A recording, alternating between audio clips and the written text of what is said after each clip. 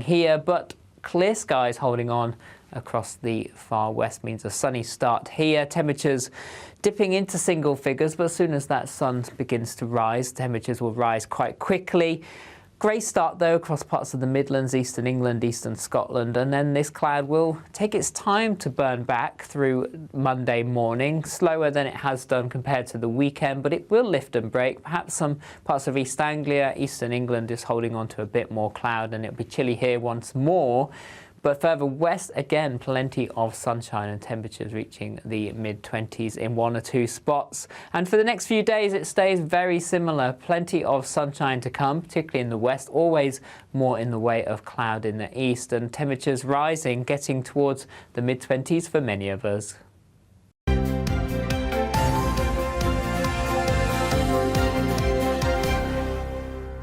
It's all about family, being in people's living rooms, all the interaction and getting to know who our viewers and listeners are. When I was young, my dad used to say, Nana, stop arguing. I wanted an outlet that would enable me to give my opinion. People are going through a really hard time right now, and I know that you don't feel like you're being listened to by the establishment. I came to GB News because it's the People's Channel, and I want the audience to have their say on the events of the day. We're dynamic. We do something different. Democracy shows that the wisdom of the nation is in its people. I get to travel to find out what the story is from a personal perspective. The British people aren't fools. We know when we're not being told the full story. We've got to work out how Britain moves forward from this. It's the best country in the world. The establishment had their chance. Now we're here to represent your views. Britain's watching. Britain's watching. Britain's watching. We're proud to be GB News. The People's Channel. Britain's news channel. I'm Jacob Rees-Mogg, the Member of Parliament for North East Somerset and a former government minister. For years, I've walked the corridors of power in both Westminster and the City of London. We need to have the arguments, the discussions on how we make it better. Crop failures, famine, war, suffering on a scale completely unimaginable. We are putting the cart before the horse. As Charles I said at the scaffold, he was the true defender of liberty. Yeah, I've completely derailed the conversation. Join me Monday to Thursday at 8 p.m. on GB News, Britain's news channel. So Jubes and Co, we tackle the issues of the day with real, robust debate, both sides of the fence, battling it out with me in the middle with my forthright opinions and views. And often really interesting things happen because you start with a position and then by the end of the debate you find actually, well, I might not have thought about that one. What we need in this country is 2 new political parties. You should maybe think about doing a 2024 calendar. I'm Michelle Dewberry and I'm keeping you company right through until 7 o'clock this evening. GB News, the People's Channel, Britain's watching. I'm Mark White. As GB News Home and Security Editor, I cover those key issues that are so important to you. Our authorities, our communities doing all they can to combat violent crime. With the public services under unbearable strain, why are we still failing to control our borders? Defence, the first priority of any government, has been continually hollowed out. Can we trust our politicians to protect the armed forces? Join me, Mark White, on GB News. Monday to Thursday, 9 p.m. till 11 p.m. Join me, Dan Wootton. I'll bring you the sharpest takes and hottest debates. Do you not believe in prisons? I don't believe in prisons. I'm completely stunned. I guarantee you there'll be no spin, no bias, no censorship. I actually was personally quite offended by it. And no reason to go to bed. So I guess they've always been quite woke. That's Dan Wootton tonight on TV, radio and online. Monday to Thursday from 9 p.m. till 11 p.m. on GB News. The People's Channel, Britain's news channel. You've probably seen politicians interviewed 1,000 times, but we do it differently. We find out who they really are, we don't shout, we chat, and hopefully we bring a bit of light, not just heat. Did you know Kate Moss? Apparently.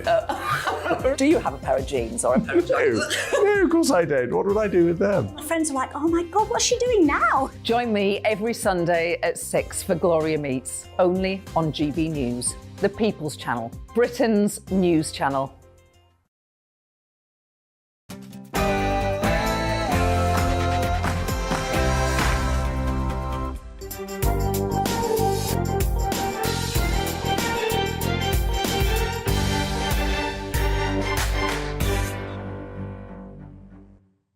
Good morning and welcome to the Camilla Tominey Show on this sunny Sunday. Lovely to have your company. We have got an absolutely bumper show. We're going to start with Bob Seeley, the Tory MP for the Isle of Wight, who's going to be talking to us about all things Tory. I'm also going to be joined by Robert Jenrick. You'll love this one, of course, because he's Immigration Minister. Have the government failed in tackling legal and illegal migration? I'll be asking him those very tough questions in not too long a time now. Charlotte Nichols, who's the Labour MP for Warrington North, is going to be talking to me about her own party's failure over sexual misconduct in Parliament. And I'm going to be joined by Molly Kingsley. She's the founder of the campaign group Us For Them, who it was revealed was spied on by the government for campaigning against school closures during the pandemic. It's a great Telegraph scoop, and I'll be discussing it with that mum later. Cindy Jackson, once dubbed Britain's most surgically enhanced woman, is going to be taking on the plastic surgery industry, and she's got a book out called How Not to Get Botched. We're going to find out how not to get botched a little later in the show. So please stay tuned for all of that, because we've got a packed show and lots to get through. First of all, let's just have a little run through of the front pages. Now, we'll start with the Sunday Telegraph. PM wants 2p tax cut before the election. Can't come a moment too soon, you might argue, or might it be a little too late for Rishi Sunak? The Sunday Times goes with Ukraine's new weapons plea to hit back at Putin. The Observer, not a very attractive headline for the Prime Minister. Stupid Sunak COVID scheme to be focus of virus inquiry. This is about his Eat Out to Help Out scheme. The Mail on Sunday goes with Labour's class war on Middle Britain. The Sun on Sunday sticks with the Schofield story. Holly's telly-speech on Phil, suggesting that when she goes back to the show tomorrow, she's going to give a heartfelt speech about everything that's happened. The Sunday Express goes with, as does the Telegraph, the autumn tax cut story. Autumn tax cuts to heal Britain, it says. The Sunday Mirror, again, another tabloid going for the Holly Willoughby story. Auntie Holly, Beeb plot to poach her from ITV after turmoil. Well, to discuss all that and more, I'm delighted to be joined by Nick Owen, former BBC and ITV presenter. Nicholas, lovely to see you this morning. There's lots to get through. Good morning, yes. We've kind of separated it into what are 4 different men up to this weekend. Right. Let's start with the first of those men, yes. Rishi Sunak. He's off to America, massive trip to the White House. It's all very important. It's going to be under pressure to perform. Nick, tell us all about it. Well, yes, here we go. A British Prime Minister goes to the United States, guest, and the special relationship will be talked of again. Isn't it funny? All British Prime Ministers get seduced by the White House, I always think.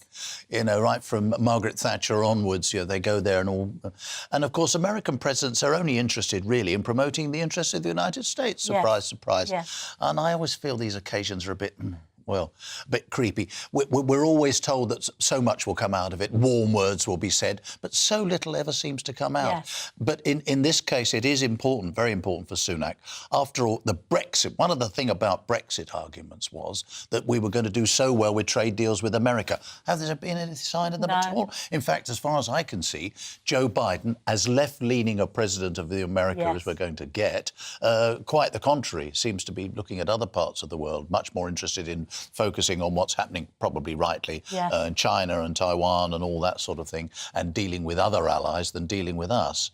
So warm words will be said. Do you remember old Joe Biden came over for the Northern Ireland thing recently? Yeah. Well, he came over from a holiday, and he tagged a trip to Northern Ireland on the back of it, I think. He stayed one day in Northern Ireland, I think, and then went off to went off to Ireland for 3 days after that. So a great friend of this country? Not really, and he keeps on making comments about the Good Friday Agreement being compromised by the Brexit negotiations. He's not a fan of the Windsor framework. So actually, Rishi Sunak might have a bit of an uphill struggle here with the US president, but optically, as he pitches a baseball... yes, very important, as you say. Apparently it's 60 foot you're supposed to pitch. Throw, let's use the word properly.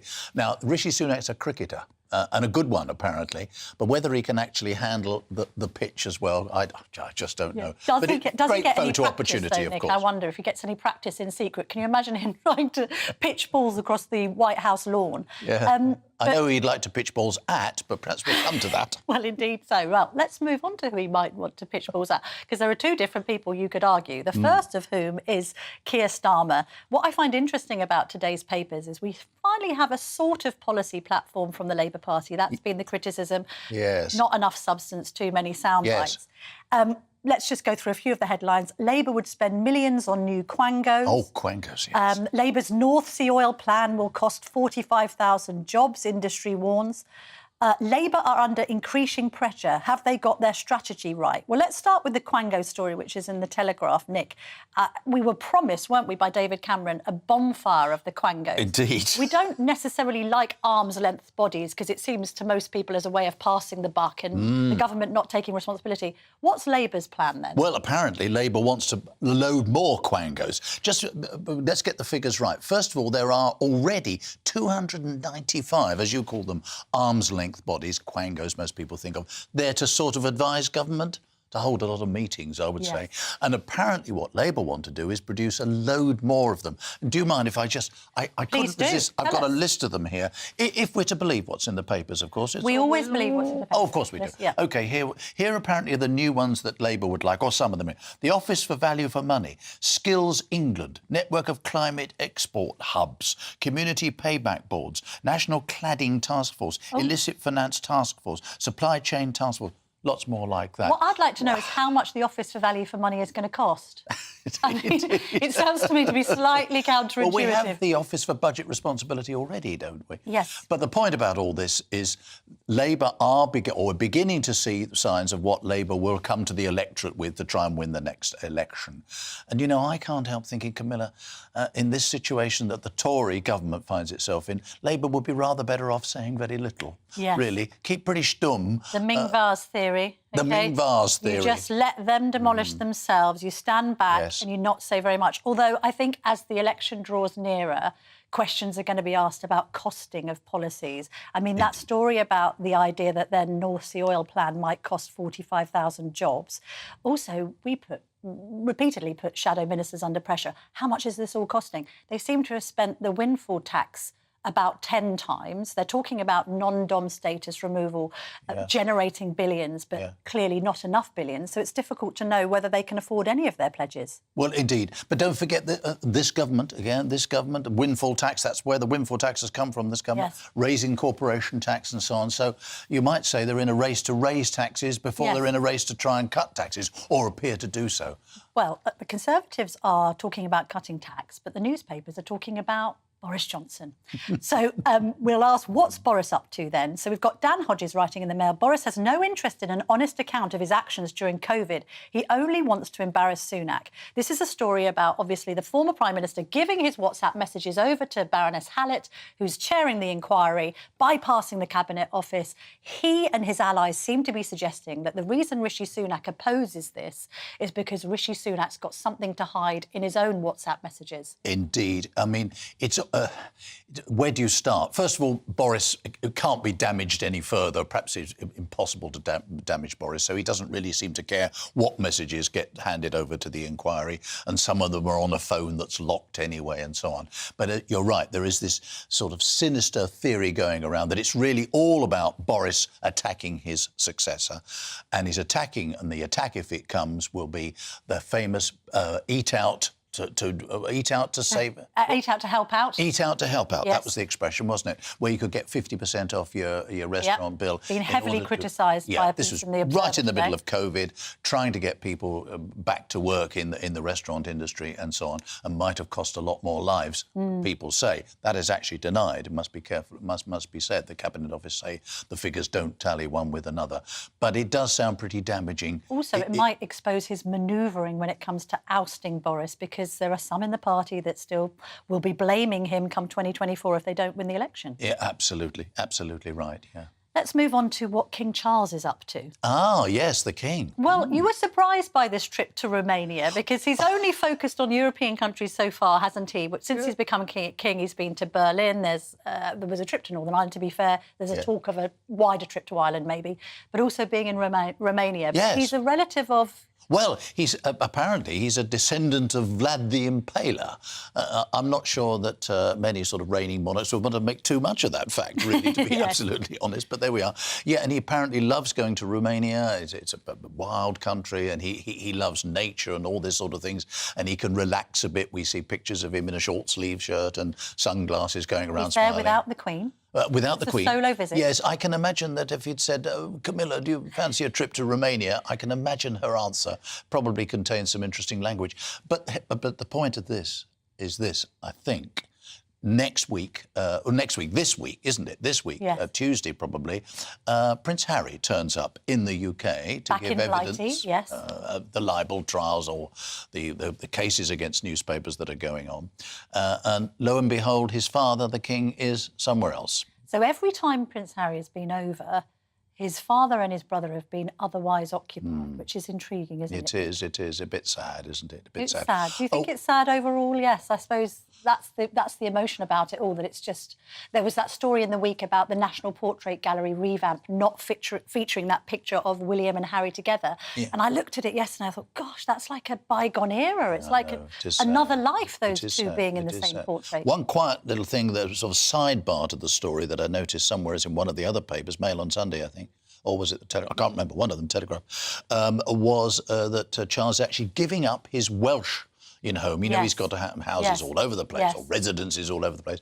Actually giving up the one in Wales. I thought that was rather intriguing. But doesn't he have to just completely downsize? Because at the moment, he seems to be living in 3 different properties, partially in Windsor Castle, partially in Buckingham Palace, partially in Clarence House. Now, I appreciate Buckingham Palace is being renovated, but if he wants to be this kind of cost of living king and wants to be value for money and have a slimmed down monarchy, having multiple homes isn't going to wash well with the elite. It doesn't look good. Doesn't look good.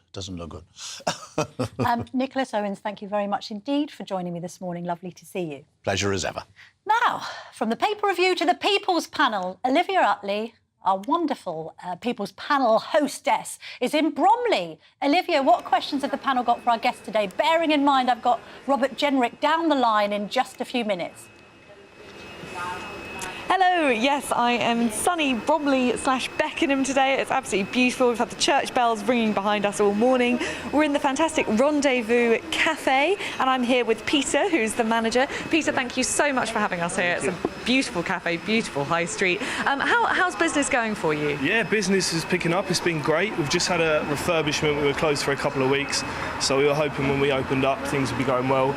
And with the summer coming up and the weather looking so perfect, we've got the doors open, we've got the terrace open, and all things are going well at the moment. Sounds like the refurb's going great, and it's been packed all morning at 8 o'clock on a Sunday, so I am very impressed. What challenges are you finding with the business at the moment? So, of course, we know how the prices have been going up, all of those kind of things, the cost, but it's the same for everybody. There's not much we can do about that, but we can just be positive, and that's what we're doing, working hard as a team, and things are going well so far. That's really great to hear. Lovely sunny attitude on a sunny morning. So thank you so much, Peter, and thank you again for having us. It's a real pleasure to be here. Thank you. And this is our People's Panel this week. We've got Justin, we've got Barney, and we've got David. And without further ado, I'm going to press on because Camilla is interviewing Robert Jenrick this morning, who is the man who is in charge of immigration in this country. A pretty big job at the moment. And Justin, do you think that the government is doing enough to sort particularly the illegal immigration problem in this country, that small boats problem? Well, absolutely not. It's clear that we've heard so many promises, so many plans. Interestingly, plans that don't have any dates. And my experience of project management tells me that if you have a plan without dates, it never comes to fruition. And it's exactly what we're seeing. Ultimately, to tackle the problem, I think there's only really one solution. It's a solution proposed by previous prime ministers as well, and that is to leave the ECHR. That seems to be the blocker. So if the Conservative MPs round the country enjoy their job and like to carry on in their job next year, may I suggest that would be the solution? Well, thank you very much, Justin. I think there are a few Conservative MPs in the party, and some at pretty high level, who I think would probably agree with you about that. Barney, how about you? Do you feel like enough is being done? Rishi Sunak has essentially staked his reputation as Prime Minister on fixing this problem. Do you think it is actually fixable? Well, I do have I have sympathy for the government. I think it's an illegal operation. I mean, it's a highly sophisticated illegal operation, so controlling that by its nature is very, very difficult. However, what they have done so far seems to be window dressing, or giving larger sums of money to the French a little while ago to try and buy some sort of control on it, which doesn't seem to have made any difference. And the problem doesn't seem to be changing. So they need to seem to be doing something more than they're doing today, because I think if they don't, they will, when it comes to election time, it will become quite a bone of contention. As you say, yeah, it's a very, very contentious issue in the moment, and at least they seem to be doing something. It feels like the election is probably lost for the Conservatives. It's that drastic now. And David, what about you? Robert Jenrick, man in charge of immigration, if you had one question to ask him this morning, if Camilla can put one of your questions to him, what would that be? Does he have a clear answer as what is needed by the electorate? Has he got a vision to achieve what we all want, what we all voted for? Has he got a vision? Well, that is a tough one. It'll be really interesting to see what he has to say in answer to that. We've also got, I think, time for a quick one more question. So Bob Seeley is also going to be interviewed by Camilla. He is the Conservative Party's resident Ukraine expert, as it were. Now, the vast majority of the country think we should still be supporting Ukraine, at least to some extent. But there are those who feel that now we're in a sort of cost of living crisis. Perhaps sending the amount of money that we're sending to Ukraine, the amount of weapons, is unsustainable in the long term. What do you think? Where do you fall on that question? Well, I think this country has a very rich history of standing up to aggressors. There was one in 1939 that we stood up to when Poland was invaded. We stood up to the Argentinians and the Falklands War. And there are many, many more examples of that. So I think it's absolutely right to support Ukraine. And, cost-wise, I'm not convinced it's actually that costly to the country, because, let's face it, the technology that we're offering, the help we're offering, is from world-class British defence companies that create lots of jobs in this country and more work in this country. So I don't think it's that costly. Thank you very much. We're going to have to wrap now. That's no time this time, but we'll come back to Barney and David in the next section. For now, back to you in the studio, Camilla. Thank you very much for that, Olivia. Some great questions there that we'll definitely put to my guests. Don't forget, if you want to join the People's Panel next week, it's gbnews.uk. No, it's not. It's gbnews.com. We've changed our address, /panel, and you can apply there. Now, as Olivia just said, I'm joined now by Bob Seeley, the Tory MP for the Isle of Wight. She's very kindly described you as the Tory party's resident Ukraine expert, Bob, which is what we want to start this conversation on. Look, how do you think the war's going, and how do you foresee it ending? How you foresee it ending is another question entirely. How the war's going, OK, it's going badly for the Russians, but the idea that the Russians have lost is not true, and we're buying into the idea of Russian defeat too early. Russia still occupies 20% of Ukraine, and if they keep occupying that for the next year or two, then actually Putin is winning. So the idea that Putin's lost this war, I don't buy. And actually, if Putin's agenda is to create a Russia which is viscerally hostile and angry and full of hatred towards the West, and to reshape Russian identity to be profoundly anti-Western, he's sort of doing quite well in Russia. Yes. Now, that may all come crashing down. His regime may come crashing down, but it hasn't yet. When it comes to arming the Ukrainians, we've got to continue to do so.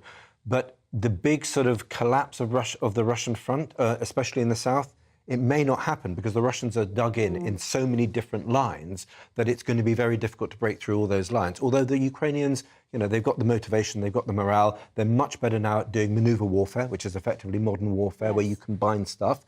So they're going to do well this summer, I hope. How well is the great question. You say they've got the motivation and indeed they've got the spirit, but do they have the weaponry? Has the EU or EU countries been found wanting in supplying weapons to Ukraine? Probably yes, because the Americans, look, we're doing lots of great stuff there and we led the way, and actually congratulations to the previous Boris government and to Rishi's government. But it's the Americans that are supplying about 85% of the kit.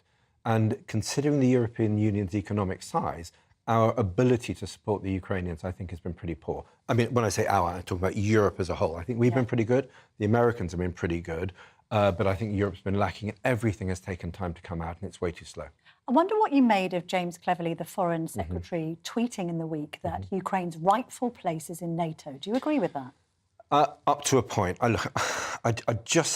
For me, this could escalate in a much more dangerous way, this war, whether it's attacking Western pipelines or 70 internet cables, or the 5 interconnectors, the electricity supply lines between us and Europe. And do you think that's a really credible threat? For sure, yes, I do. And I also think we underestimate the potential for Russia to use tactical nuclear weapons. I did a study for the Heritage Institute a few months ago, and there was a recent study put out by a retired US general that says actually the likelihood of using this is higher than we think. Really? Yeah, I mean... That's horrifying. It is horrifying. On the balance of probabilities, the Russians probably won't do it because of the Chinese and the Indians would effectively withdraw their support significantly. But if Putin always escalates out of a crisis, how is he going to escalate out of this crisis apart from another round of mobilization and more artillery and more strikes on Kiev and other Ukrainian cities, which isn't working? Was cleverly naive to make this statement then? I think we should park NATO membership. Ukraine is safe, not when it becomes a paper member of an organisation, but actually when it's got the ability to defend itself, whether it's got the kit, when it's got the kit to defend itself, and when it's got the military intellectual firepower to use that kit in the most effective way possible, which it is learning. I mean, but that is when it's going to be safe. The severing of undersea cables, just to explain to the viewership and the listenership, you know, these are cables which carry all of our data. I mean, the entire country is completely disabled. Yeah. And I know there has been some evidence of some degree of attempts to tamper, but just tell us about the threat of that particularly. For sure. There are 70 comms cables between us, Europe and North America and elsewhere in the world. There are 3 gas supply lines, one from Norway, which is a critical one, and there are 5 electricity interconnectors. If these are sabotaged, and we're never going to... The idea that we're going to know it's the Russians who've done it, I think is going to be really difficult. And you cannot go to war. You cannot say that we would have a military response to this without being so sure it was the Russians. And you can suspect it, but unless you've got that proof, no government is going to take military action or decisive action against the Russians should our supply lines be cut. But if any of those 70 cables are cut, we will start noticing it. The City of London will start noticing it. The City of London will say we can't operate. But do we have the capacity, by the way, we to don't take any military action against Russia, even if we wanted to? We do, but I mean, in the great scheme of things, would you want to be doing that? No. You may want to up your support to Ukraine still further. You may then want to supply either Swedish Gripen planes or F-16s. But again, you're getting into increasingly dangerous territory. Our problem is we won't be able to find it because we've got one ship that is specialising in defending undersea cables, and it's not yet been commissioned. One ship? Yeah. We may have 2. It's being commissioned at the moment, and there's talk about getting a second one. No, we have subs and we have vessels that can do that. But I mean, this is the problem with our defence spending, is that there's no redundancy in the system, and we live in much more dangerous times, and that's been increasingly clear over the last 10 years. What share of GDP should defence spending be? I know Truss advocated 3%. Would you advocate more? I would advocate more than we're doing at the moment, but it's not a question of how much money, because you can spend that money very badly, as we know, on procurement, where, you know, it's still a national scandal. I mean, some of our kit is billions over budget and still doesn't work and gives you sort of backache and hearing problems if you're using it. Doesn't give the electorate much confidence, any of this, Bob? No, it's not great. I mean, look, the procurement in the MOD has been a scandal for years, and to Ben Wallace's credit, he is now trying to solve this.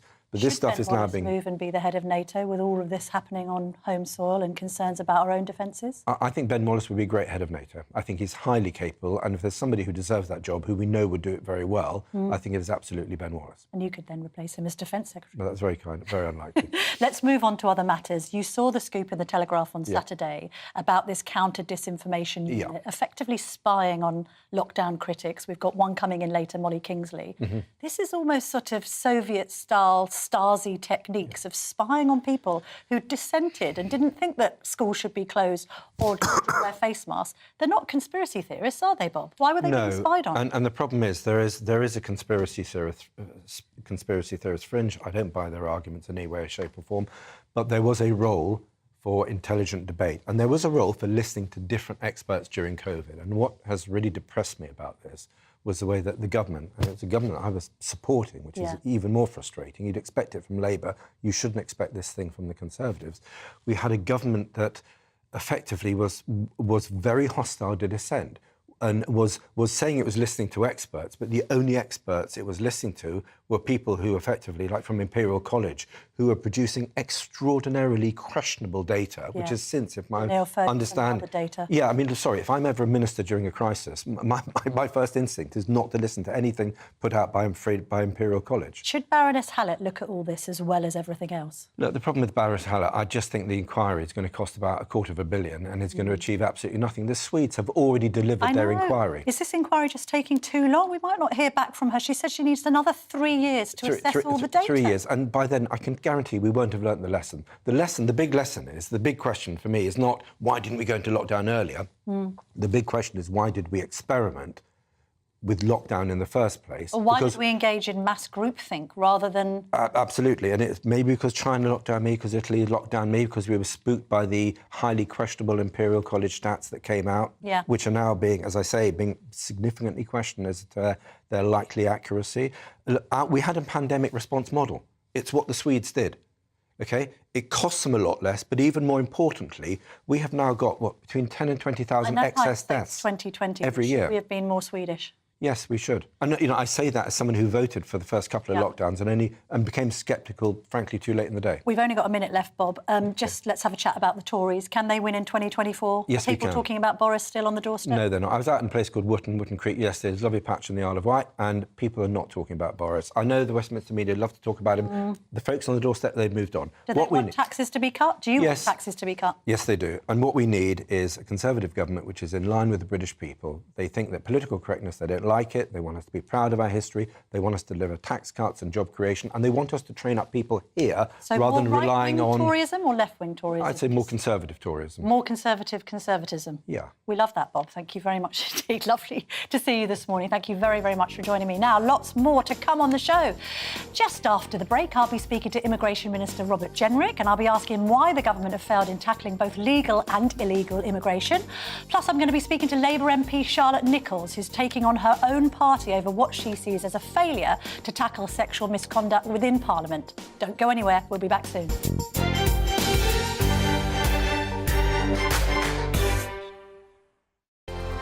First and foremost, I am a GB News fan, and I was before I was working here. Just love the fact that we're asking the questions that a lot of establishment media won't ask. With a bit of a twist, we not only want to inform you, but we want to keep you entertained. It's worth the drive because you get in and the team's all ready and waiting, they're itching to go, and it's a proper little family. GB News is the People's Channel. It's the audience that makes the programme sing. We're giving our viewers and our listeners a voice. I see the thousands of your letters, tweets, emails, you name it, coming in. Britain is broken. How on earth did we get into this mess? But more importantly, how do we get out of it? The establishment had their chance. Now we're here to represent you. It's time for something different. It's time for GB News. I'm very patriotic. I believe in Britain. Our best days lie ahead. Britain's watching. Britain's watching. Join us here on GB News. The People's Channel. Britain's news channel. Join me, Patrick Christie's, Monday to Friday, 3 till 6. We tackle the day's news agenda like you've never seen before. It's high tempo, high octane, the most controversial topics, and the best guests. You will not be able to take your eyes and ears off it. I'm not afraid to ask the questions that you really want answered. 3 till 6 p.m, Monday to Friday on GB News, the People's Channel, Britain's news channel. I'm Andrew Doyle. Join me at 7 o'clock every Sunday night for Free Speech Nation, the show where I tackle the week's biggest stories in politics and current affairs with the help of my 2 comedian panellists and a variety of special guests. Free Speech Nation, Sunday nights from 7 on GB News, the People's Channel, Britain's news channel. Every Sunday from 11. Join Michael Portillo. There'll be topical discussion, looking at the week before and the week to come. So kick back and relax at 11 a.m. on Sundays on GB News with me, Michael Portillo. GB News, the People's Channel, Britain's news channel. GB News has its own late-night paper preview show, Headliners, where comedians take you through the next day's top news stories. You don't have to bother reading the newspaper, we've got it covered for you. Headliners, every night at 11 p.m. and repeated every morning at 5 a.m. We won't send you to sleep like some of the other paper review shows out there. GB News, the People's Channel, Britain's news channel. Join me, Camilla Tominey, on Sunday mornings from 9:30, taking the politicians to task and breaking out of SW1 to see how their decisions are affecting you across the UK. Bursting the Westminster bubble every Sunday morning, only on GB News, the People's Channel. Britain's watching. Monday to Thursday nights on GB News. At 6, it's Deebs & Co. 7 o'clock, Farage. At 8, join Jacob Rees-Mogg. And at 9, Dan Wootton Tonight, followed by Headliners. On TV, radio and online. This is GB News. Westminster is going around in ever-decreasing circles, followed by the media. Britain is broken. How on earth did we get into this mess? But more importantly, how do we get out of it? Join me at 7 p.m, Mondays to Thursdays on Farage. Here on GB News, we will have open, rational debate. We've got to work out how Britain moves forward from this. Join us here on GB News, the People's Channel. Britain is watching.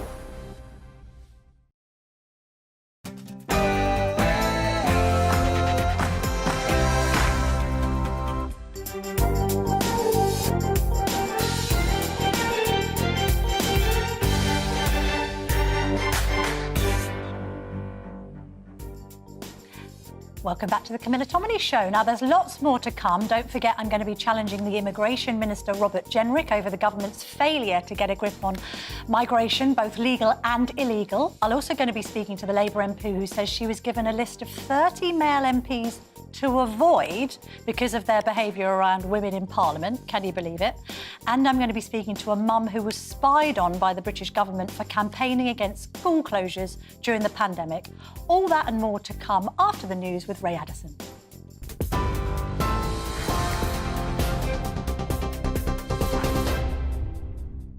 Thanks, Camilla. It's 1 minute past 10. Here's the latest. Our top story this hour. India's rail minister is blaming changes to the points and signalling system for the country's worst train crash in decades. Ashwini Vaishnaw made the claim during a visit to the site as recovery work and an investigation got underway. It's thought 2 passenger trains collided when one derailed. Both then crashed into a goods train, killing 288 people. We will try to restore this track today. All the wagons, coaches and bodies have been removed. The restoration operation is in full swing and we will try to finish the restoration work by Wednesday morning so that by then trains will be able to run normally. A man has been arrested on suspicion of a public order offence after wearing a shirt to the FA Cup final which appeared to have an offensive reference to the Hillsborough disaster. It featured the number 97 and the words "not enough." 97 Liverpool fans died in 1989 at the Hillsborough Stadium in Sheffield. The Prime Minister is stressing the importance of a close and candid relationship with the US President ahead of his visit to the White House next week. Rishi Sunak is expected to attend a baseball game in Washington, D.C. prior to talks with Joe Biden. He'll also be meeting business executives in an attempt to build closer economic ties between the two countries. The Duke of Sussex will appear at the High Court tomorrow to give evidence against the publisher of the Daily Mirror over alleged unlawful information gathering. Harry claims that around 140 published articles contained information gathered using unlawful methods, including phone hacking. Mirror Group Newspapers is contesting the claims. Royal correspondent Michael Cole says it will be very unusual to see a royal on the witness stand.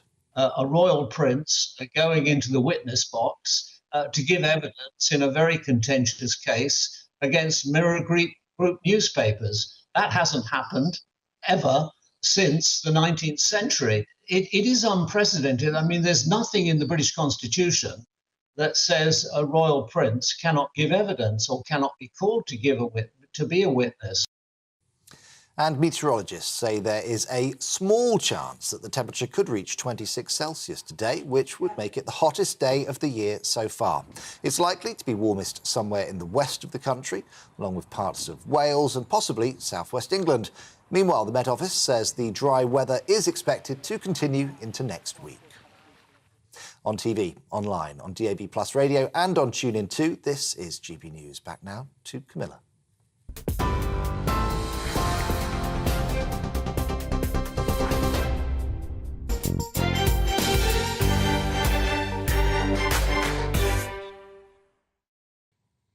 Welcome back to the Camilla Tominey Show. Now, do not move a muscle, because I'm going to be speaking to Robert Jenrick, the Immigration Minister, in just a moment, and asking him whether the government have failed in tackling legal and illegal migration. Charlotte Nichols, the Labour MP for Warrington North, is also going to be joining me. She's going to be taking on her own party over sexual misconduct in Parliament. And I'm going to be joined in the studio by Molly Kingsley. She's the founder of the campaign group Us For Them, who it has been revealed was spied on by the government for campaigning against school closures during the pandemic. And Cindy Jackson, once dubbed Britain's most surgically enhanced woman, who's now taking on the plastic surgery industry, will be discussing with me her new book, How Not to Get Botched. Now, I hope that Robert Jenrick, the Immigration Minister and the Tory MP for Newark, can hear me. Robert, thank you very much for joining me this morning. Now, I know you've been writing about this in the Telegraph, Camilla. But do migrants have a right to complain about the conditions that they're housed in hotels when they're seeking asylum here? Well, Camilla, I'll always try to treat economic migrants and asylum seekers with dignity and decency, but I'll never put the interests of migrants above those of the British public. And in this case, the Home Office offered perfectly good accommodation to asylum seekers in central London, and some, for a short time, said that it didn't meet their requirements. But I'm pleased to see that common sense prevailed, and most, if not all of them, ended up using the accommodation. We've got to stop using hotels altogether, reduce our reliance on them. The only sustainable way to do that is to stop the boats in the first place and secure our borders. But for as long as we are using them, we've got to get value for money for the taxpayer. But they're complaining about 2 metres not being enough space for 4 migrants. I mean, they may have a point there. Would you like to overnight in a 2-metre squared space? Well, we'll always meet legal obligations, and there are space standards in hotels and other forms of accommodation. But we have to get value for money for the taxpayer. It is wrong that we're spending £6 million a day on hotels. And so it's right that we make sure that those hotels that we do use, and I say we want to reduce our reliance on them as rapidly as we can, but whilst we are using them, we get good value for money for the taxpayer. And remember, these are migrants who have said they are destitute. They've said that they have absolutely nowhere to stay, no friends, no family, no money, and the taxpayer is stepping up and providing them with good quality accommodation and board and lodgings. And so, you know, I think those migrants are wrong to protest and say that they deserve to have single bedrooms with ensuite bathrooms and so on. And I'm pleased to see that common sense seems to have prevailed in this case. The idea of all of these migrants flooding into hotels across the UK is the government's fault, really, isn't it? I mean, there's an astonishing figure today suggesting that you're still to process the asylum claims of 17,000 Albanians. What on earth were they doing coming to this country claiming asylum in the first place when they're coming from a safe country? The whole reason why this has happened, as far as GB viewers and listeners are concerned, is because the government has completely lost a grip on this issue. No, that's not a fair analysis. There's a European migration challenge. There are millions of people on the move around the world, and all European countries are facing very large numbers of illegal migrants. I've just been in France, in Italy, and then in North Africa, in countries like Tunisia and Algeria, and the challenge is very great. But that is why we need to take the kind of robust action that we are. And we have put in place, in the last 6 months, under Rishi Sunak, Suella Braverman and myself, one of the most comprehensive and robust plans of any major European country. We've signed 2 important agreements with France. There's going to mean more interceptions on the beaches. In fact, 33,000 illegal migrants have been stopped on beaches in France in the last year alone, a 40% increase on the year before. We've now got a gold standard returns agreement with Albania. That means there are now weekly flights sending people back to Albania. Minister, when will you deport somebody to Rwanda? I mean, you say that you've got this gold standard. That's not how it feels from the voters' point of view. They feel that there's a lack of control of our borders. They're worried about the legal migration figure of 606,000 when David Cameron put a cap on numbers at 100,000. So it's not a gold standard. It's great that you've been jet-setting around to see and share best practice. But when are we going to see migrants deported to Rwanda? Can you give us a date? Well, we'll get those flights going to Rwanda as soon as we get through the courts. When will that be? And we're getting the bill through Parliament. Well, I can't give you a date because we don't know when we'll hear from the courts, but I'm very pleased that the High Court resoundingly supported the government's policy, said it was legal. All of those people who said it wasn't were proven wrong. The Court of Appeal have heard our case. We're waiting for their judgment. We will get those flights in the air as soon as we possibly can. And the bill that I'm piloting through Parliament fundamentally changes the system, because you can't just tinker with this system. It is today, there is flagrant abuse of the system. We need an entirely different one. And the system that we're building is one where if you come illegally, you will not be allowed to stay here. Can you put some figures on it then? There were 45,000 people coming in illegally across the Channel last year. What number should that be reduced to? And on this 606,000 legal immigrants, what should that number be capped at? Well, on illegal migration and the boats, we've been as clear as possible. We said we want to stop the boats. We want to stop people making these crossings. So will that figure be to zero next year? We're taking action on every possible front. Well, I want to stop the boats. I mean, that is what I'm working day and night on with the Prime Minister and the Home Secretary. We want to stop people making these dangerous and unnecessary crossings, and that's why we're taking action diplomatically with the new bill that's going through Parliament. That's why we're boosting funding for the police. That's why I was in North Africa this week, so we're getting the National Crime Agency to be smashing the gangs before people get anywhere near the UK. And on legal migration, it is far too high, and I want to see it come down. Illegal migration on this scale is unsustainable. Well, we've said very clearly that we want to see it fall. I want to see it fall substantially because it's putting pressure on housing, on public services, on integration, and businesses, although of course we need to show flexibility, need to be helping British workers to get into the workplace, to help people to train and get the skills they need, rather than reaching for the easy lever of foreign labour. So are you That's what the happy to have a government's cap? committed to doing. Are you happy to have a cap, and what should it be? Well,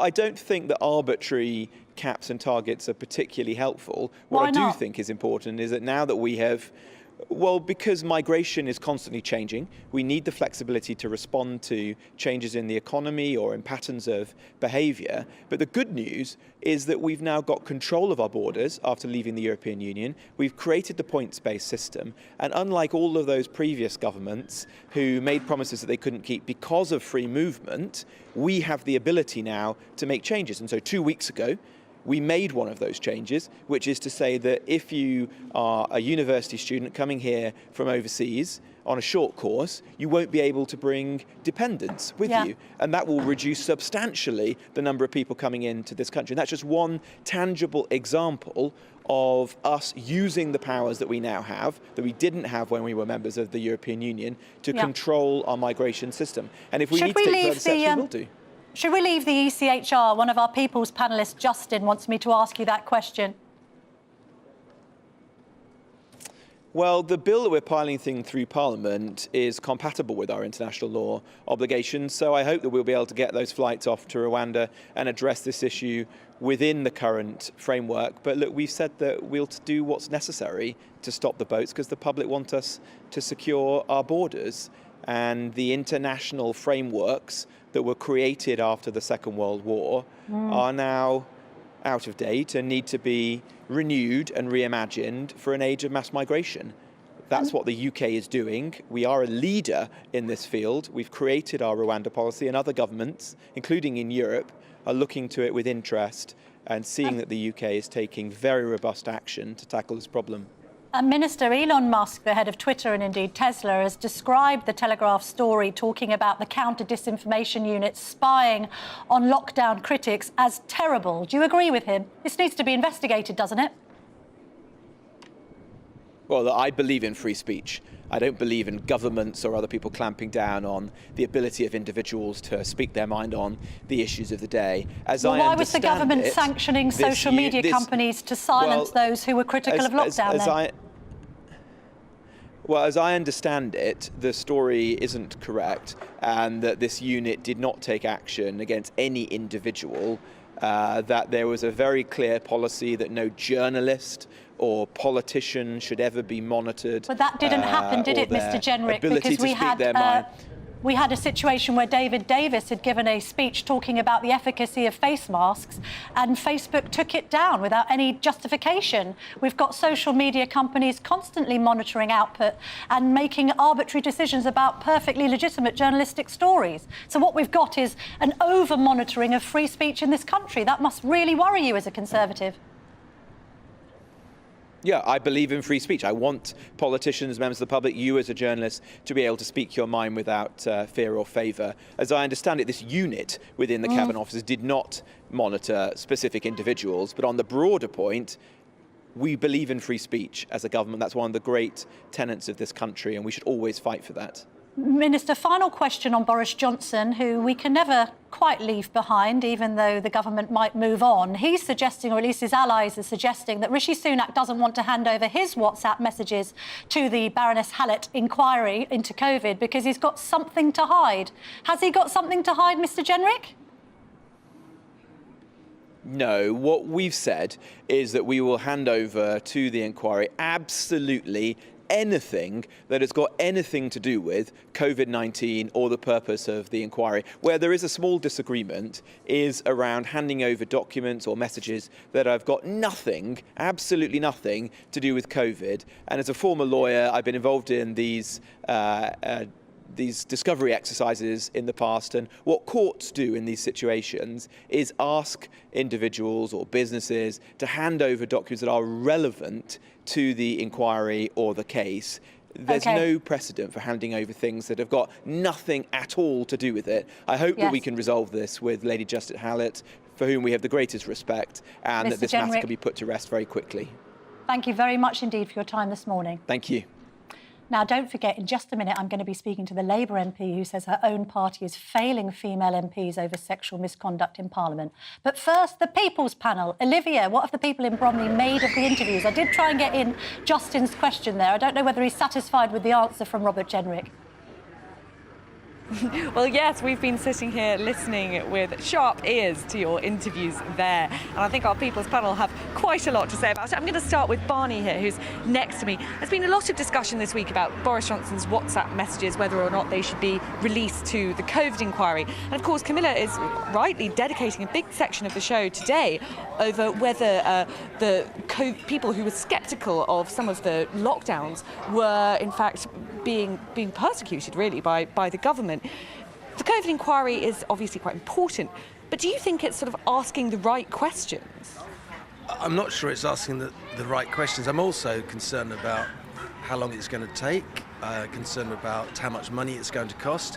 I think we can all sympathise it was for all probably countries, it was the first sort of situation we've gone through like that for most of our lifetimes, so it's all a new experience. But the fact that some other European countries seem to have done their inquiry and finished it and already got the results, by the time we get ours, everyone would have moved on, and I do wonder what its value will be. And the whole thing seems to be turning into a bit of a farce, really, with what can be said and shared, what's redacted, what's kept in. It's like a British sort of political comedy from what we've experienced in the last week. Absolutely. The last week certainly felt very farcical indeed. And Justin, you were asking about the ECHR, and Camilla put that question to Robert Jenrick. What did you make of his answer? Did he persuade you that the government is doing enough, that he's putting the dates on it, as you asked for? It's wonderful, isn't it? Yet again, he said he couldn't give dates. And what my question to Robert would be, well, fair enough if you haven't got the plan together yet, you haven't got dates. How about a date when we can have the dates? Very, very good question. Was anything he said sort of persuasive to you? That did it make you think that the government might be doing more than you'd thought, or did you think same old, same old? I think it's same old, though he did make a valid point about restricting the student visas. I don't know what short means. Does short mean 2 weeks, or does it mean a 2-year course? I don't know what that definition is. But it was positive. Whether it'll have any effect, I mean, if it's maybe a 6-month course, let's say, then you'll find all the universities, in inverted commas, will probably turn it into 7-month courses and work around it. So I'll wait to see the results. Not 100% convinced there. And David, what did you make of those interviews that we just heard? Did they persuade you that the Conservative Party is doing something, doing anything really to tackle the immigration problem properly, or did it sound like just something that you've heard before? Yes, I heard a repeat of answers, but what I look for when I listen to any politician is a feeling of confidence, that they are confident. And I don't always get that. I mean, having straight answers, that sounds fine, but I don't know yet, we'll have to see, and all the rest of it. At some point, somebody just needs to deliver confidence, which includes the word pride, because we should be proud of our country. And I just think we don't often get that, really. It's always conflict. The reason we're not able to do that, we'll be doing our best, and hopefully the EU... What? It's difficult, really. I look for confidence and a leader. I'm looking for leadership, really. Looking for confidence and leadership and not quite finding it at the moment. Well, that's a pretty stark verdict from our People's panel today. I'm going to send it back over to Camilla in the studio. It'll be fascinating to hear the next interview. Thank you very much for that, Olivia. Yeah, it's not a ringing endorsement of Tory government, is it, really? The underconfidence that we have in our leadership to solve one crisis, which is immigration. Now, if you want to join the panel next week, go to gbnews.com/panel. We've changed our address and you can apply there. Now, I'm delighted to be joined by Charlotte Nichols, who's the Labour MP for Warrington North. She's raised some serious concerns about the treatment of female MPs in Parliament. Charlotte, let me just start with a simple question. Are female MPs safe to work in Parliament? I don't think that female MPs are, but I think that the people that are most at risk are parliamentary staff, particularly young women and young gay men or men perceived to be gay, who have the least power in the institution, are the most at risk and have the least form of redress of any of us. And you've raised concerns particularly about your own party's handling of misconduct complaints, of sexual abuse complaints. That's obviously following Geraint Davies being investigated. Do you think that Labour's got a woman problem or a hypocrisy problem? What's the deal here with your own party? I think the issue of sexual harassment and sexual misconduct is unfortunately baked into every single part of how the institution of Westminster operates. No party has clean hands on this, but one of the things that I'm concerned about is that I do expect my own party to be better, and we're not having the ability to have the moral high ground at the moment because we can't even keep our own house in order. And on a personal level and a professional level, I find it deeply, deeply upsetting. And frankly, if people aren't willing to call their own parties out, but they're willing to point fingers at other parties, you don't actually care about sexual harassment or sexual misconduct. You care about scoring political points. And Charlotte, when you say that about keeping your own house in order, what do you mean? That women come forward and they're not taken seriously, they're fobbed off, they're told, oh, well, unfortunately, that's just what Westminster's like? What's the sort of environment if you do make a complaint? I think the main thing is that within Westminster are whips, the party as an institution, and Westminster as an institution hides behind processes that don't work as a reason for inaction. There have been concerns raised about a number of colleagues over a very long period, and the party have always said that they can't do anything about it in the absence of a formal complaint. And yet, miraculously, when the news about Geraint broke the other day, the party were able to take action and suspend him before a formal complaint had been made. So when they haven't done that in other cases that they know full well about, they're choosing not to act. But when you say full well about, I mean, obviously we know situations where there are rumours that precede a complaint, but you do have to wait for the complaint to be lodged. Otherwise, we might enter into territory where some MPs are just the victim of a political witch hunt. I don't think that is the case. And one of the things that we do see is that because of the way that the systems in Westminster, as I said, 3 failing systems, you have the Independent Complaints and Grievance Scheme, which is the parliamentary scheme, you have the party scheme, and you have going to the police as your options if you have experienced something. But one of the main issues with all 3 of those things is that unless the person that it directly happened to is willing to make a report, and there's a million reasons why someone might not feel able to at the time that it happens, even people who witnessed it aren't able to come forward, let alone people who've been told something by another person about what someone did to them. You can't unknow that information, but you're not empowered to do anything with it through those structures and systems that we've got.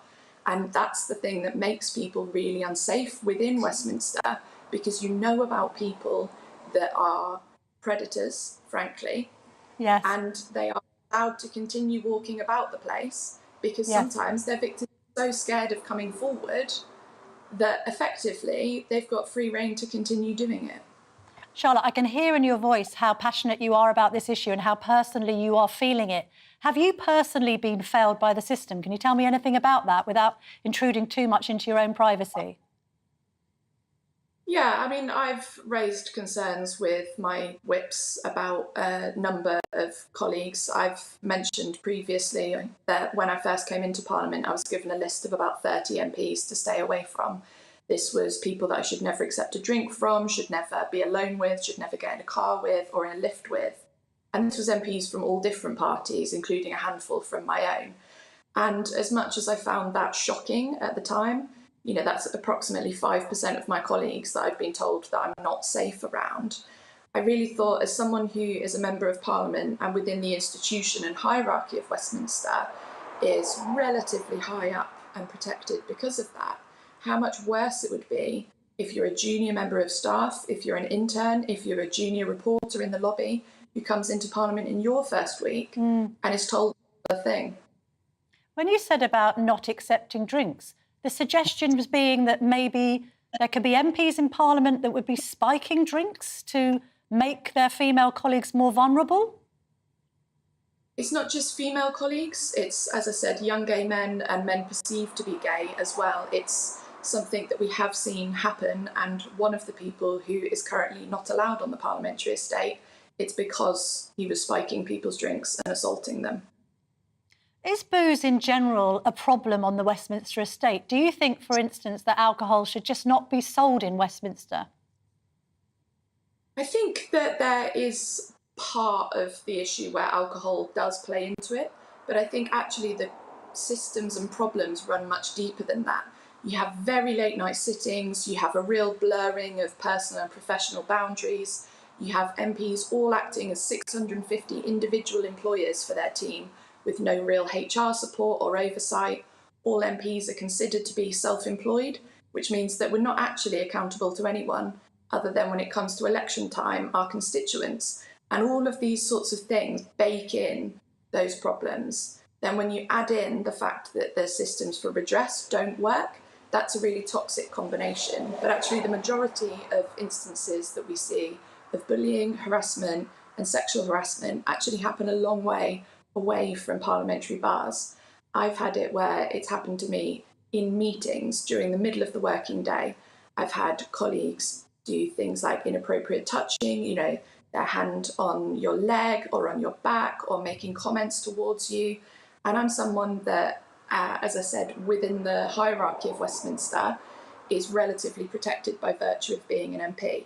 So how much worse it must be if you're someone who has less power in the institution, where you're more likely to experience it and even less able to speak out when it happens.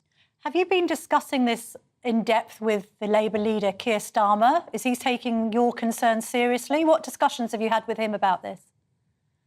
I haven't had any discussions with Keir Starmer about this, although I have spoken to my whips and to other party colleagues on a number of occasions. Is that because you haven't been able to schedule a meeting with him, or he hasn't taken enough interest? Should he take more interest in this? I think he should take more interest in it, as I think we should see from our party's leadership within the party. So our General Secretary, for example, our Governance and Legal Unit, all of these bodies that are meant to be responsible for enforcing standards, for making sure that people are behaving in a proper way. Because as much as I've got tons of respect for journalists like Esther Webber, Aggie Schombre, Kat Neelan and others who've been shining a light on this problem recently, it isn't their job to make sure that MPs are behaving properly. It's our whips, our parties and Parliament that need to be doing that. Yes, and isn't there an irony, Charlotte, just to finish, that it's usually the female MPs and indeed female journalists who shine a light on these sorts of stories? Absolutely, and I hope that our male colleagues will start taking this issue much more seriously rather than leaving it to us to try to sort out. Thank you very much indeed for your time this morning, Charlotte Nichols. Now, don't go anywhere, because after the Telegraph's bombshell story yesterday, I'm going to be speaking to the mother who was spied on by the British government for campaigning against school closures during the pandemic. Back soon. It's all about family, being in people's living rooms, all the interaction and getting to know who our viewers and listeners are. When I was young, my dad used to say, no, stop arguing. I wanted an outlet that would enable me to give my opinion. People are going through a really hard time right now, and I know that you don't feel like you're being listened to by the establishment. I came to GB News because it's the People's Channel, and I want the audience to have their say on the events of the day. We're dynamic. We do something different. Democracy shows that the wisdom of the nation is in its people. I get to travel to find out what the story is from a personal perspective. The British people aren't fools. We know when we're not being told the full story. We've got to work out how Britain moves forward from this. It's the best country in the world. The establishment had their chance. Now we're here to represent your views. Britain's watching. Britain's watching. Britain's watching. We're proud to be GB News. The People's Channel. Britain's news channel. I'm Jacob Rees-Mogg, the Member of Parliament for North East Somerset and a former government minister. For years, I've walked the corridors of power in both Westminster and the City of London. We need to have the arguments, the discussions on how we make it better. Crop failures, famine, war, suffering on a scale completely unimaginable. We are putting the cart before the horse. As Charles I said at the scaffold, he was the true defender of liberty. Yeah, I've completely derailed the conversation. Join me Monday to Thursday at 8 p.m. on GB News, Britain's news channel. So Jubes and Co, we tackle the issues of the day with real, robust debate, both sides of the fence, battling it out with me in the middle with my forthright opinions and views. And often really interesting things happen because you start with a position and then by the end of the debate you find actually, well, I might not have thought about that one. What we need in this country is 2 new political parties. You should maybe think about doing a 2024 calendar. I'm Michelle Dewberry and I'm keeping you company right through until 7 o'clock this evening. GB News, the People's Channel, Britain's watching. I'm Mark White. As GB News Home and Security Editor, I cover those key issues that are so important to you. Our authorities, our communities doing all they can to combat violent crime. With the public services under unbearable strain, why are we still failing to control our borders? Defence, the first priority of any government, has been continually hollowed out. Can we trust our politicians to protect the armed forces? Join me, Mark White, on GB News. Monday to Thursday, 9 p.m. till 11 p.m. Join me, Dan Wootton. I'll bring you the sharpest takes and hottest debates. Do you not believe in prison? I don't believe in prisons. I'm completely stunned. I guarantee you there'll be no spin, no bias, no censorship. I actually was personally quite offended by it. And no reason to go to bed. So I guess they've always been quite woke. That's Dan Wootton tonight on TV, radio and online. Monday to Thursday from 9 p.m. till 11 p.m. on GB News. The People's Channel, Britain's news channel.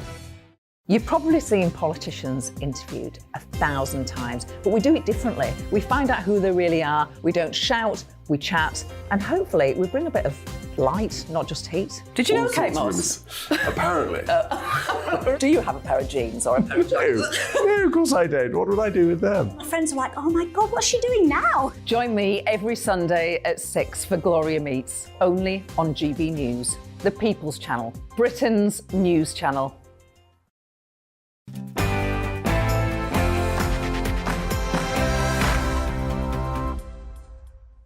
Welcome back to the Camilla Tominey Show. Lovely to have your company this morning. Now, Arlene Foster, former Northern Ireland First Minister and GB News presenter, is here from 11. Arlene, what have you got coming up on the show? Loads and loads, as you would expect, just like your show. So we're actually going to talk about spiking. I heard you interviewing with Charlotte Nichols about what was going on at Westminster. We're looking at spiking because Sarah Downs, who's been campaigning for a review on spiking, is coming on the show. Looking forward to that.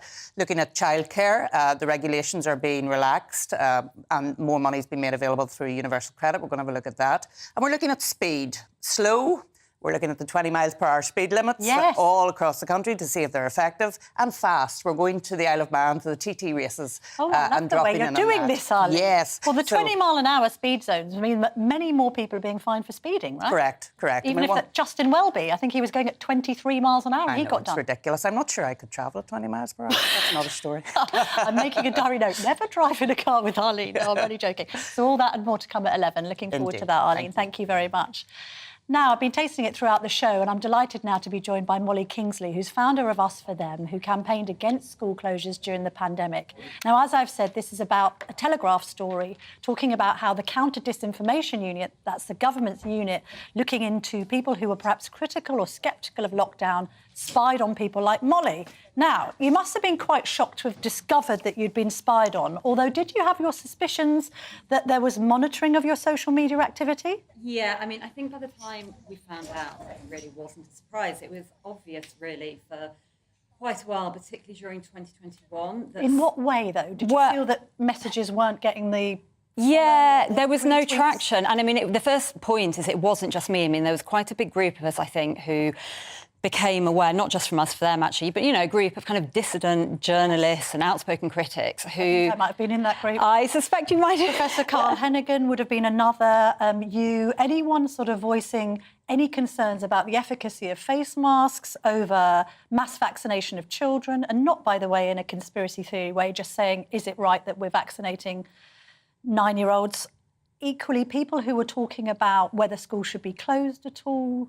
I mean, these are people with perfectly valid opinions. We're not talking about extremists here sending out anti-vax messages. No, we're not. And actually, it's really interesting that you use that word extreme, because actually what I would say is that many of us were arguing really for the moderate position. So, you know, before 2020, if you had talked about isolating children by themselves for weeks on end, if you talked about, you know, masking children for 8 hours, you know, each day, including in lessons. And if you talked about giving children, you know, a novel medical intervention when there was no real benefit for many of those children, well, actually, that would have been considered an extreme position. Yeah. And what I feel we were doing, you know, my Us For Them colleagues was saying, whoa, you know, no, like this isn't right. The reasonable position here is to challenge, yes, is to ask for the evidence, and is to say, you know, have harms been considered?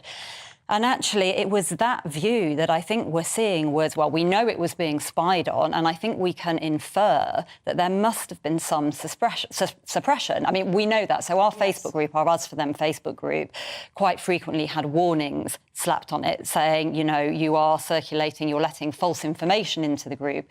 One example was we posted a Daily Mail article. So this is an article that had been in mainstream, and the article had been about masking children and a potential link between carbon dioxide levels and face masks on kids. And we'd shared that, and we'd had a warning slapped on the group saying, you know, your group is in danger of being lost, your group's being suppressed, which means other members won't see it. So, you know, we know that kind of suppression took place.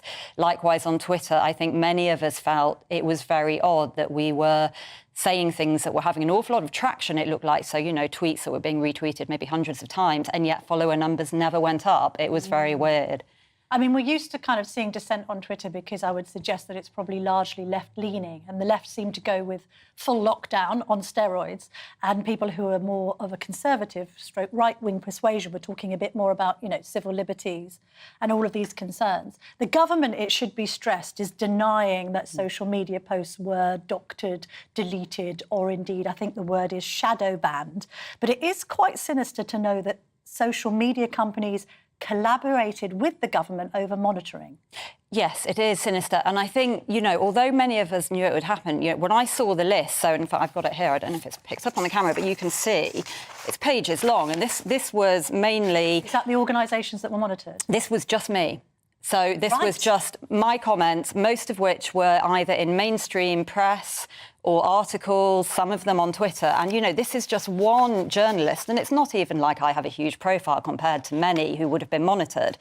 And I think what strikes me about this is it's like what we found out, and what the Telegraph piece yesterday found out, was probably the tip of this vast iceberg. We only know this because a few of us submitted Freedom of Information Act requests, essentially. And you, subject access requests. Yeah. You wanted to find out how much data the government held on you individually. What did you find out on that? Well, this is what you found out. So that's your whole list of all references. And if you look, if you look, and I've circled a few. And so it's all sorts of comments that you've made about schools are overacting to the COVID risk. That was a Telegraph article that you wrote. You're flagging, again, concerns over face masks, whether they work or not. I mean, there's nothing particularly controversial here. Well, a lot of it is unpalatable opinions. You know, some of it, I'd say, is fact. So on some occasions, and actually my one of my directors, I mean, this is just brilliant. One of my directors got flagged. I'm just going to read this out, actually, because I think it's really interesting. She says she had been contacted by parents from more than 100 schools. So that's a fact. It was in an article reported in The Telegraph. And Arabella Skin and my colleague had said, parents are totally distraught that their children's schools have decided they will continue with masks in class with no end in sight. This was in 2022. Yes. So this was fact, and it was a strong opinion from one of my directors. And actually what the government is flagging here, or what this unit is flagging, is opinions which are unpalatable. You know, this isn't misinformation. No, also, this is pretty innocuous. Molly Kingsley says it is indefensible that children's lives are still not back to normal when the rest of society is. She urges ministers to make a clear statement that children's extracurricular activities should not be subject to additional curbs. Have you seen the date? That's controversial at all. That is the 6th of the 2nd, 2022. So, you know, this is kids' lives had been disrupted by two years. I know, it's unbelievable, isn't it? Are you going to take any action over this? What position are you in with regard to sort of holding the government to account on this? You could recommend perhaps that Baroness Hallett investigates the counter-disinformation unit as part of the COVID inquiry. Yeah, well, I mean, I think she has to. And I think the problem with this is you can't undo censorship. And I'm afraid the stark reality is that for the best part of 2 years, you know, we have been living under this condition where one narrative appears to have been being amplified. So, you know, that's a separate issue. But we know that certain news outlets, including the BBC, as you said, have taken a very pro-lockdown view, not platforming people perhaps who are dissenters. Bearing in mind as well that the BBC had a role in this counter-disinformation unit forum. What do you make of that the state broadcast is involved in this? Yeah, it's interesting, isn't it? And it's sinister. I think this is where it all gets very, very murky. And I think Hallett does need to investigate this. I think there must be accountability. The first thing is we actually don't really know. You know, we're guessing really, aren't we? You know, we can see we were spied on, but as to how much that translated, if at all, into actual censorship, we don't know. We need to understand that. We also need to understand, I think, who within government sanction this.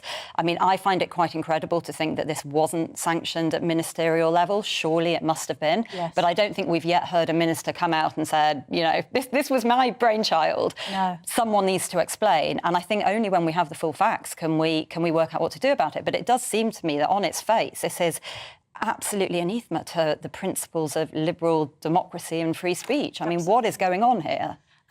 Just in terms of your personal life and the impact on your family, what has being a lockdown sceptic done for you? I appreciate that you've made some friends on that kind of fringe of the debate, but equally, I know that you've endured a lot of abuse on social media and it can't have been easy.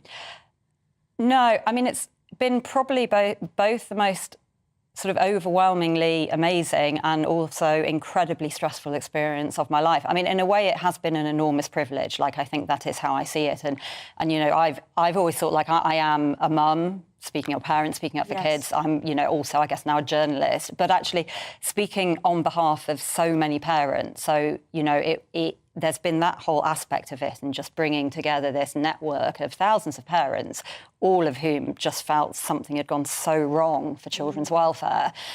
So that has been amazing. I think at times it has been unbearably stressful. I think during 2021, particularly with the kids' vaccine rollout, I was very, very aware that it felt like something was very wrong about that. The government process with the JCVI was extremely unorthodox, and it was really horrid being in the middle of that. I mean, the government would counteract that argument by saying, look, yes, it was accelerated, but all of the right protocols are followed.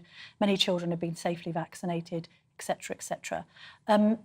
Just in regard to this particular story, to sort of conclude, what do you think has been the effect of lockdown on children? There was an interesting article in The Spectator, I think, written by Mary Wakefield in the week, talking about increased levels of anxiety and depression. I think we can also put that down to perhaps the proliferation of social media. But in general, how do you think children are faring after being that COVID generation?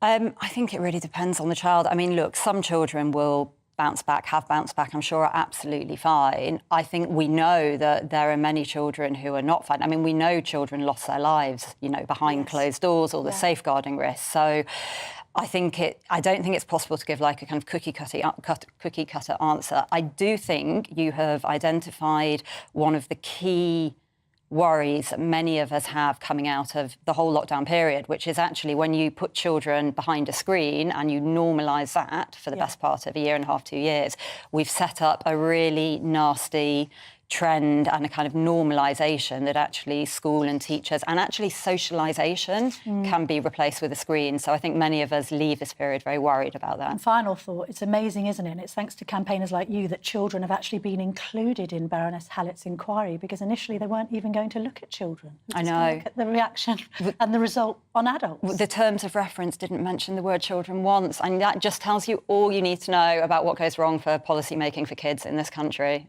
Molly Kingsley, thank you very much for coming in and discussing all this and for sharing that paperwork with us. It's fascinating stuff. Now, coming up, she was cruelly dubbed a human Barbie by the tabloids and was known as the most surgically enhanced woman in Britain. But now Cindy Jackson is taking on the plastic surgery industry. I'll be speaking to her in just a moment about her new book, How Not to Get Botched. Don't go anywhere, we'll be back soon.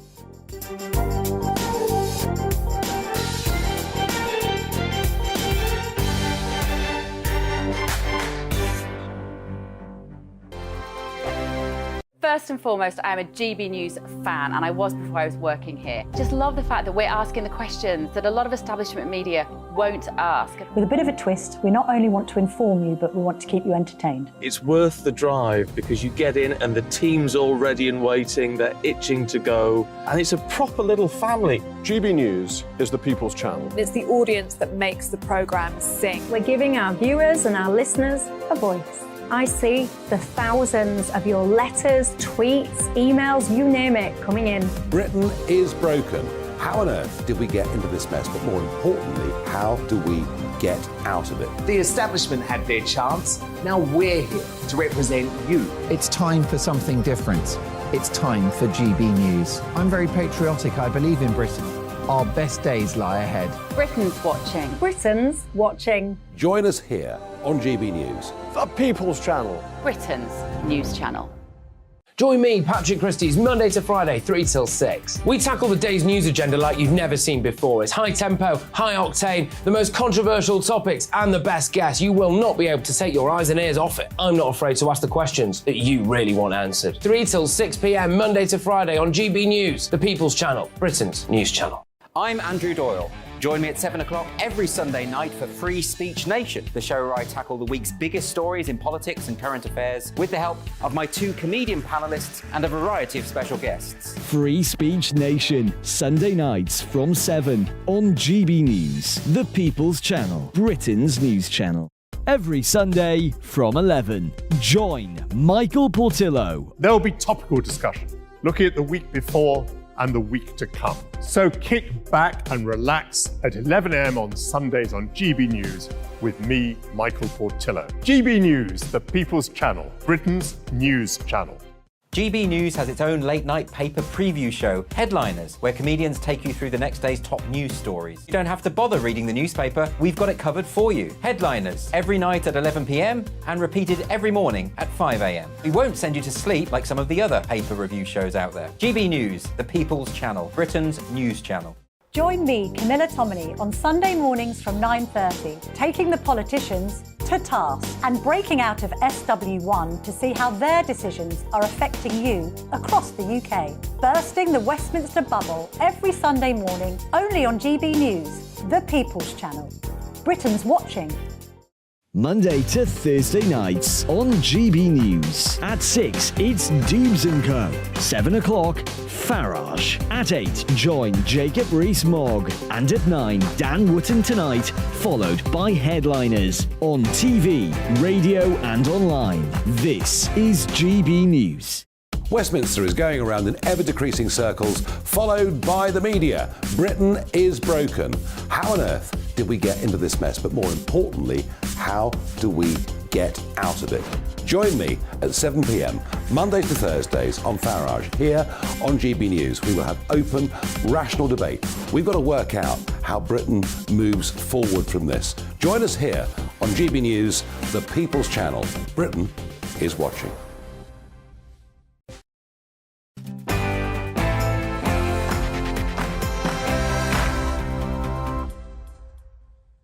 Welcome back to the Camilla Tominey Show. And I've been looking forward to this interview for the whole of the show because I'm joined now by Cindy Jackson. She's just written a new book called How Not to Get Botched. Now, Cindy, I know you've had various monikers over the years in the tabloid press, many of which you just reject and you don't like, described as a human Barbie. People started tottering up how many procedures you had. Let's just go back to the beginning. When you had your first procedure, why was that? What motivated you to want to get surgery in the first place? I think back in the 1980s, right? Back in the 80s, yes. I'd been an art student, and I was well aware that my proportions and my face were not attractive in terms of artistic.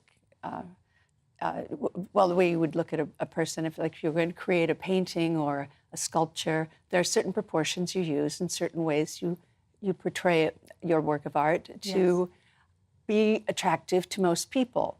And I'd also been teased a little bit in school about my big chin and my big nose. And I decided, using cosmetic surgery, I would change myself to look the best I possibly could. And at that time, no one had ever done this before. I was the first extreme makeover. I pioneered using surgery to completely change your looks, as opposed to just having a facelift or a nose job. I had everything. And you were happy with the results? I was very happy with the results. I approached it very scientifically, very carefully. I never got botched. I never made mistakes.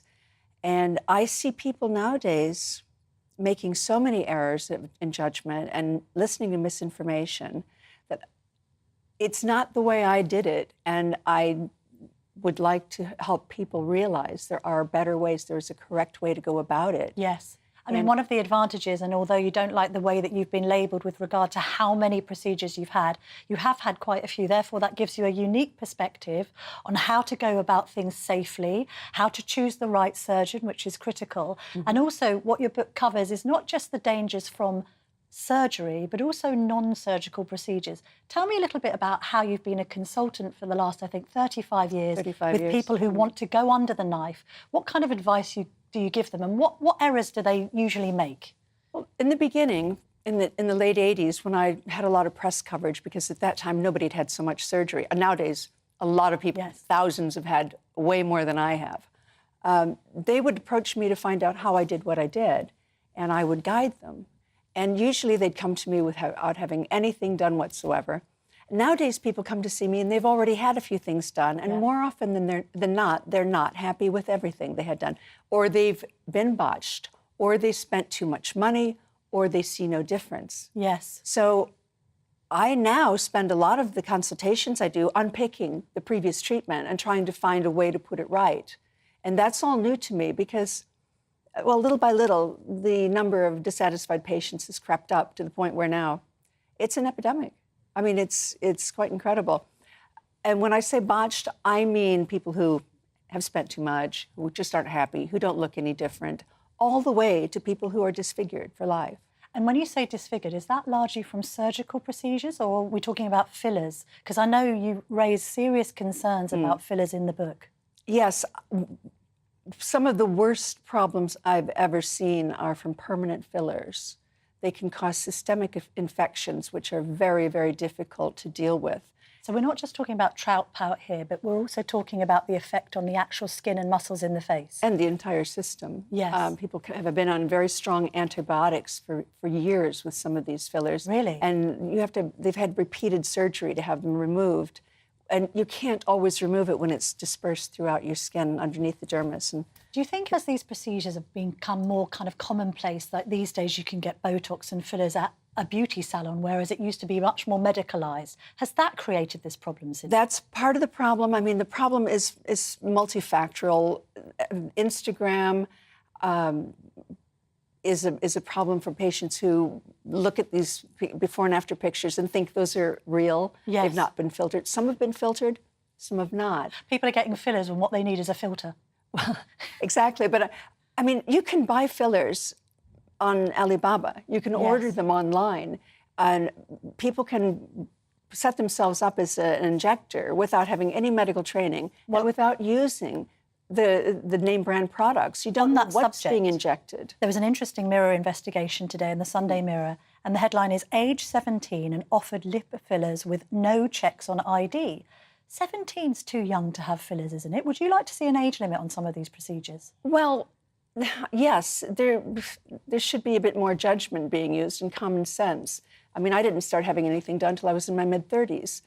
But that's not to say that if there's an indication for something being done, you can't start a bit younger. But that's insane. Young girls in their teens, they have a natural beauty. They have youth. They have so many things on their side. But what do you think about the social media effect? Because you've talked about Instagram, you've talked about people trying to kind of achieve these completely unrealistic ideals about how they look, particularly for younger people. Have we become a more sort of narcissistic society, do you think, where people are wanting these tweakments because they're seeking perfection? Actually, it's quite hard to achieve that in anyone. It is. I don't know if it's narcissism or if it's trying to keep up. It's the new version of keeping up with the Joneses. You know, and young girls are under so much pressure with their peers and trying to look like the Instagram pictures. I don't think it's ego so much as insecurity. Yes. And perhaps social media kind of encourages that insecurity, particularly in the young. Now, you say about how not to get botched. What are some of your top tips? If somebody does want to go for a procedure, what's the main piece of advice you give them, the first piece of advice, Cindy?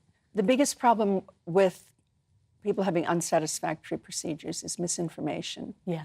And you need to double check, triple check everything you're told. Don't just see something online and go, oh, I'll act on that. And that is rife, even among really intelligent people who should know better. Yes. I'd say definitely buy my book. It's only $19.95, which is about 16 pounds. Yes. There's so much information and there's so many warnings and so many things to red and flags the book to look makes for. the point, by the way, that a lot of the people you help have gone to qualified surgeons, reputable people, and not kind of flying off to Turkey or wherever to have procedures done. These are people who thought they did everything right.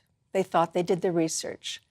And then when they realized where they went wrong, it was just a basic error. And all these basic errors, there's about 10 of them, are in the book. They're analyzed for people to look at and say, okay, I won't make that mistake. Basically, I want people to dodge bullets, having read this book, and they can get all the laid book out there. where? It's on your website. It's on my website, cindyjackson.com, available for immediate download. Can I just say, I'm trying to do the maths. You said you had your first procedures in the 1980s and you were in your mid-30s. That's right. Cindy, you're looking good for whatever age you are. Do you want to give me a ballpark? Late 60s. Late 60s. Cindy Jackson, honestly. Now, you can get How Not to Get Botched on Cindy's website, as we've just said.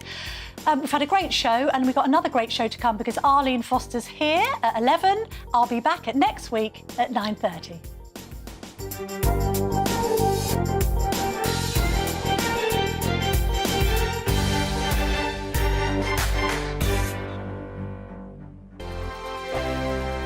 It's all about family, being in people's living rooms, all the interaction and getting to know who our viewers and listeners are. When I was young, my dad used to say, Nana, stop arguing. I wanted an outlet that would enable me to give my opinion.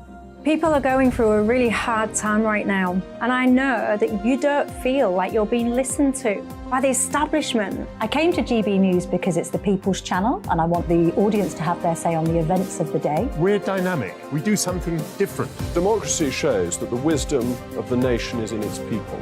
I get to travel to find out what the story is from a personal perspective. The British people aren't fools. We know when we're not being told the full story. We've got to work out how Britain moves forward from this.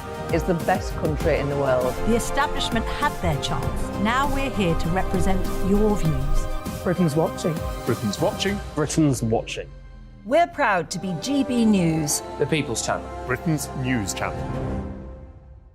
I'm Jacob Rees-Mogg, the Member of Parliament for North East Somerset and a former government minister. For years, I've walked the corridors of power in both Westminster and the City of London. We need to have the arguments, the discussions on how we make it better. Crop failures, famine, war, suffering on a scale completely unimaginable. We are putting the cart before the horse. As Charles I said at the scaffold, he was the true defender of liberty. Yeah, I've completely derailed the conversation. Join me Monday to Thursday at 8 p.m. on GB News, Britain's news channel. The Dubes & Co, we tackle the issues of the day with real robust debate, both sides of the fence, battling it out with me in the middle with my forthright opinions and views, and often really interesting things happen because you start with a position and then by the end of the debate you find actually, well, I might not have thought about that one. What we need in this country is 2 new political budgets. You should maybe think about doing a 2024 calendar. I'm Michelle Dewberry and I'm keeping you company right through until 7 o'clock this evening. GB News, the People's Channel, Britain's watching. I'm Mark White. As GB News Home and Security Editor, I cover those key issues that are so important to you. Our authorities, our communities doing all they can to combat violent crime. With the public services under unbearable strain, why are we still failing to control our borders? Defence, the first priority of any government, has been continually hollowed out. Can we trust our politicians to protect the armed forces? Join me, Mark White, on GB News. Monday to Thursday, 9 p.m. till 11 p.m. Join me, Dan Wootton. I'll bring you the sharpest takes and hottest debates. Do you not believe in prison? I don't believe in prisons. I'm completely stunned. I guarantee you there'll be no spin, no bias, no censorship. I actually was personally quite offended by it. And no reason to go to bed. So I guess they've always been quite woke. That's Dan Wootton tonight on TV, radio and online. Monday to Thursday from 9 p.m. till 11 p.m. on GB News. The People's Channel, Britain's news channel. You've probably seen politicians interviewed 1,000 times, but we do it differently. We find out who they really are, we don't shout, we chat, and hopefully we bring a bit of light, not just heat. Did you know Kate Moss? Apparently. Do you have a pair of jeans or a pair of jeans? No, of course I don't. What would I do with them? My friends are like, oh my God, what's she doing now? Join me every Sunday at 6 for Gloria Meets, only on GB News, the People's Channel, Britain's news channel.